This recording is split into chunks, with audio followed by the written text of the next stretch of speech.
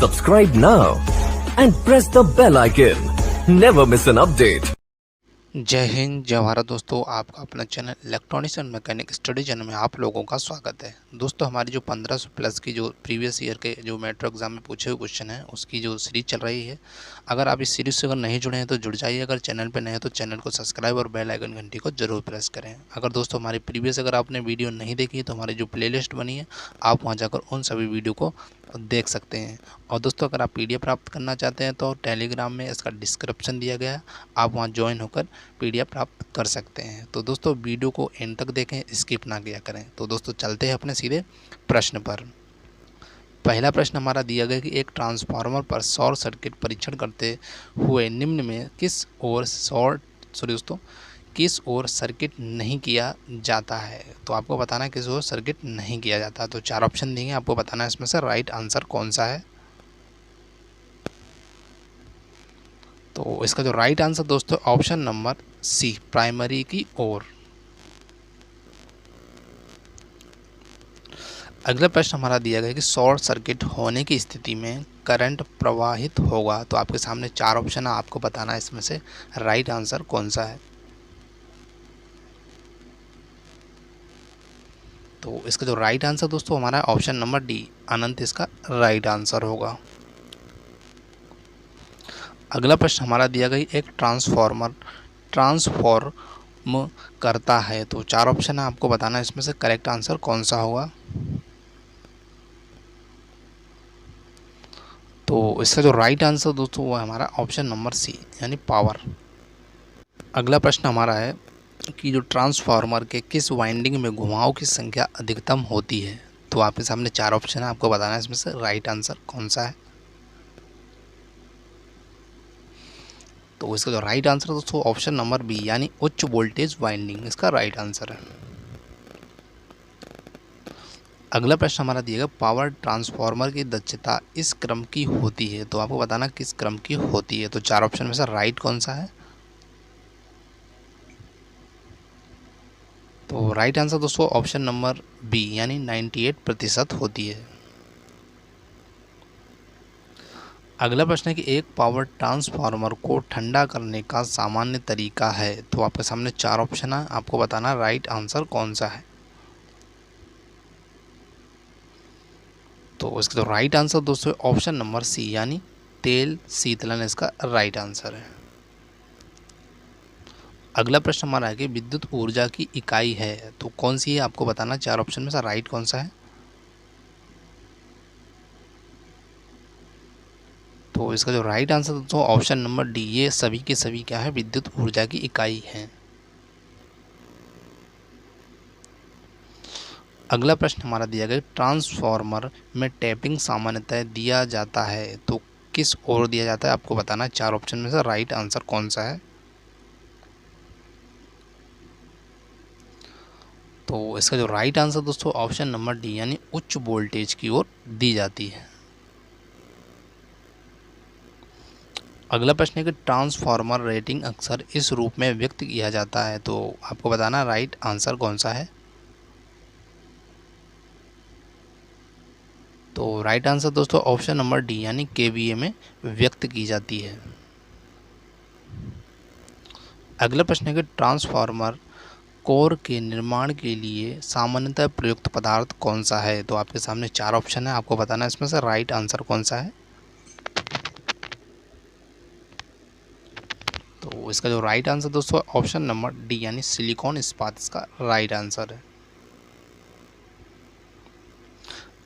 अगला प्रश्न है कि भारत में ट्रांसमिट की जाने वाली विद्युत ऊर्जा का अधिकतम वोल्टेज है तो कितना है मतलब ये बताना है। तो चार ऑप्शन में से राइट कौन सा है। तो राइट आंसर दोस्तों ऑप्शन नंबर डी, यानी 400 केवी। अगला प्रश्न दिया गया है कि जो 66 केवीए तक का वोल्टेज ट्रांसमीटर करने के लिए केबल में कितने कोर्स का प्रयोग किया जाता है, मतलब कितने कोर मतलब है कोर का उपयोग किया जाता है, आपको बताना। चार ऑप्शन में से राइट आंसर कौन सा होगा। तो इसका राइट आंसर है ऑप्शन नंबर सी यानी 3 कोर का प्रयोग किया जाता है। अगला प्रश्न हमारा दिया गया है कि फ्लेमिंग के बाएं हाथ का नियम लागू होता है, तो किस पर लागू होता है? 4 ऑप्शन में से राइट कौन सा है? तो राइट आंसर दोस्तों ऑप्शन नंबर बी यानी डीसी मोटर पर इसका राइट आंसर है।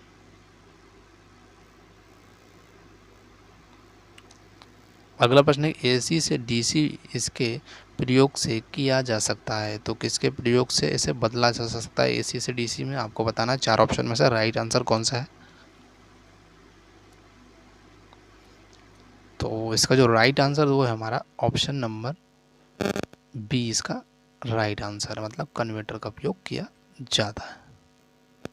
तो अगला प्रश्न हमारा दिया गया है कि जो डीसी शंट मोटर को इसके प्रयोग में वरीयता दी जाती है, तो किसके प्रयोग में दी जाती है? 4 ऑप्शन में से आपको बताना है राइट आंसर कौन सा है। तो राइट आंसर दोस्तों ऑप्शन नंबर बी लेथ। अगला प्रश्न है कि एक परिपथ में फ्यूज का उद्देश्य है, तो आपके सामने 4 ऑप्शन है, आपको बताना है इसमें से राइट आंसर कौन सा है। तो इसका जो राइट आंसर दोस्तों ऑप्शन नंबर सी अत्यधिक करंट प्रवाह से रोकने वाला सुरक्षा यंत्र है।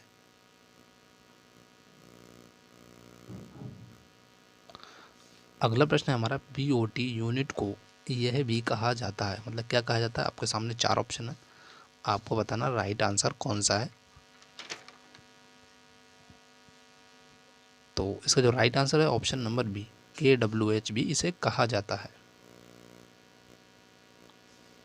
अगला प्रश्न है कि फ्यूज वायर परिपथ से जुड़ा होता है, तो आपके सामने 4 ऑप्शन है, आपको बताना राइट आंसर कौन सा है।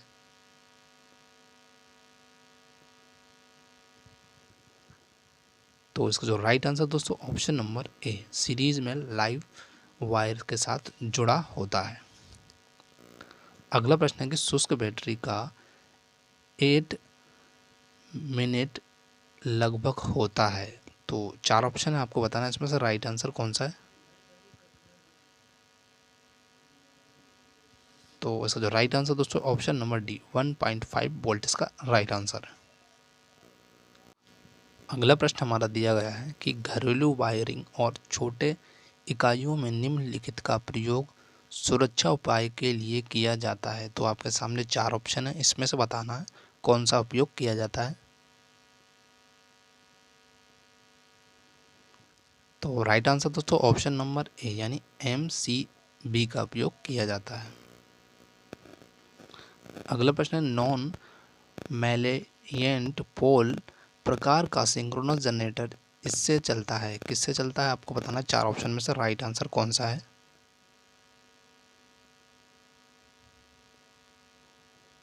तो राइट आंसर दोस्तों ऑप्शन नंबर सी वाष्प इंजन से चलता है। अगला प्रश्न है यदि एक 100 वाट का बल्ब 10 घंटे तक चलता है तो खपत हुई विद्युत की मात्रा क्या है? तो 4 ऑप्शन आपको बताना है इसमें से राइट आंसर कौन सा है। तो राइट आंसर दोस्तों ऑप्शन नंबर डी 1 kWh बराबर 1 यूनिट ऑफ इलेक्ट्रिसिटी। अगला प्रश्न है कि 3 पॉइंट स्टार्टर का प्रयोग यह स्टार्ट करने के लिए होता है, तो आपको बताना है कौन सा आंसर राइट है इसमें से 4 ऑप्शन में से। तो राइट आंसर दोस्तों ऑप्शन नंबर डी केवल बी व सी इसका राइट आंसर है। अगला प्रश्न हमारा ओवरलोड रिलीज मोटर को इससे बचाता है, तो किससे बचाता है? आपको बताना 4 ऑप्शन में से राइट आंसर कौन सा है। तो राइट आंसर दोस्तों ऑप्शन नंबर सी यानी अधिक भार से ओवरलोड रिलीज मोटर को बचाता है। अगला प्रश्न है कि DOL में फ्यूज इससे सुरक्षा देने के लिए दिए जाते हैं, तो आपके सामने 4 ऑप्शन, आपको बताना है इसमें से राइट आंसर कौन सा है। तो राइट आंसर दोस्तों option number A short circuit सुरक्षा से। अगला प्रश्न है फिल्टर उपयोग किया जाता है कन्वर्टर करने के लिए, तो आपके सामने 4 ऑप्शन, आपको बताना है इसमें से राइट आंसर कौन सा है।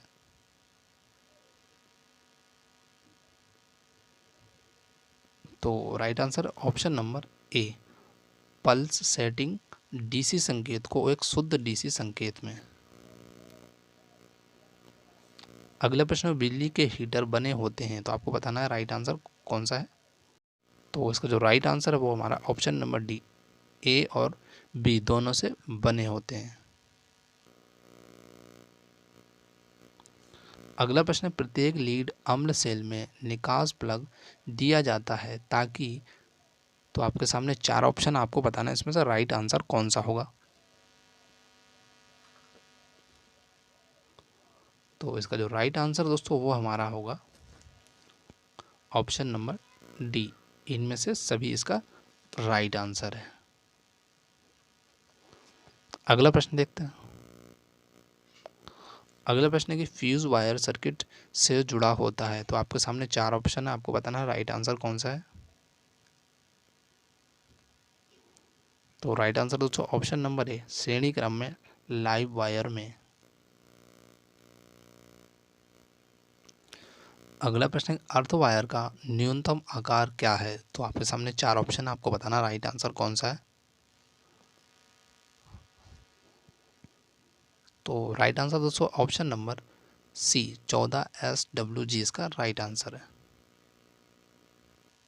अगला प्रश्न हमारा दिया गया है कि आजकल चालक के रूप में खूब प्रयोग में की जाने वाली सबसे जो सस्ती धातु कौन सी है, तो 4 ऑप्शन दिएगा, आपको बताना इसमें से राइट आंसर कौन सा है। तो राइट आंसर दोस्तों ऑप्शन नंबर सी, यानी एल्यूमिनियम का उपयोग किया जाता है। अगला प्रश्न, कौन धातु सर्वोत्तम चालक है पर अत्यंत कीमती है, तो 4 ऑप्शन में से राइट कौन सा है। तो राइट आंसर दोस्तों है ऑप्शन नंबर सी, यानी चांदी। अगला प्रश्न है, एक गीजर में थर्मोस्टेट का ऊष्मक तत्व बना होता है, तो 4 ऑप्शन दिएगा, आपको बताना इसमें से राइट आंसर कौन सा है। तो इसका जो राइट आंसर है ऑप्शन नंबर ए, श्रेणी क्रम में लाइव वायर में जुड़ा होता है। अगला प्रश्न है, केबल स्ट्रे से केबल को कैसे फिक्स किया जाता है, तो आपके सामने 4 ऑप्शन, आपको बताना राइट आंसर कौन सा है। तो राइट आंसर दोस्तों ऑप्शन नंबर बी, क्लैंप से। अगला प्रश्न है हमारा, सतत बस सरिये के वाइंडिंग हेतु किस सामग्री का प्रयोग होता है, तो 4 ऑप्शन दिएगा, आपको बताना इसमें से राइट आंसर कौन सा है।